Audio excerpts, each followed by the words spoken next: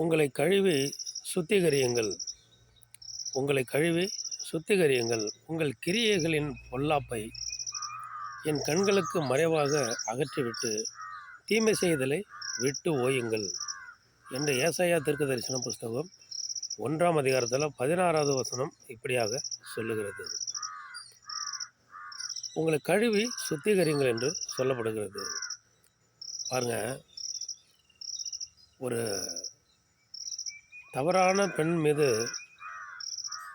குற்றம் சுமத்தும்படியாக எல்லாரும் தன் கைகளிலே கற்களை பொறுக்கி கொண்டு அடிக்க முடியாது வராங்க. இயேசு கிறிஸ்துவிட்ட கொண்டு வந்து நிறுத்தி, இவள் கையுங்களவுமாக பிடிக்கப்பட்ட குற்றமுள்ள ஸ்திரீ, இவள் பாவம் செய்தால் இவரை கற்களால் அடித்து கொள்ள வேண்டும் என்று ஏசப்பாட்ட சொல்கிறாங்க.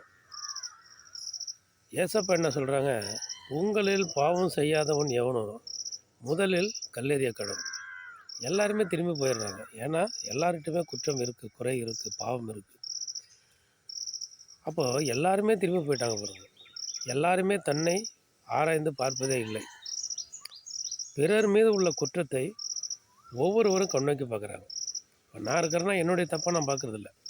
அவன் என்ன செய்கிறான், அவள் என்ன செய்கிறா, மற்றவங்க தான் நான் பார்க்குறேன். உலகமே அப்படி தான் இருக்குது. எல்லாருமே பிறரை தான் கண்ணோக்கி பார்க்குறோம். என்னக்கிட்ட என்ன குற்றம் இருக்குது, என்னகிட்ட என்ன தப்பு இருக்குது அப்படின்னு பார்க்கணும். கீழ்ப்படிதல் இல்லாமலே இருக்கிறதே ஒரு பாவம் தான். எதிர்த்து பேசுகிறது பாவம் தான். கெட்ட வார்த்தை பேசுகிறது பாவம் தான். இன்னும் எல்லாமே பாவங்கள் நிறையா இருக்குது. சாதாரணமாக இதெல்லாம் பாவம் இல்லை அப்படின்னு சொல்லிட்டு நம்ம விட்டு போயிடுவோம். ஒரு அப்பா அம்மாவுக்கு கீழ்ப்படியாமல் இருக்கிறது, அண்ணன் தம்பியை திட்டுறது, கெட்ட வார்த்தை பேசுகிறது, வாக்குவாதம் பண்ணுறது, பொறாமை கொள்வது எல்லாம் பாவம்தான். இப்படிப்பட்ட காரியங்களை விட்டு ஓயணும்.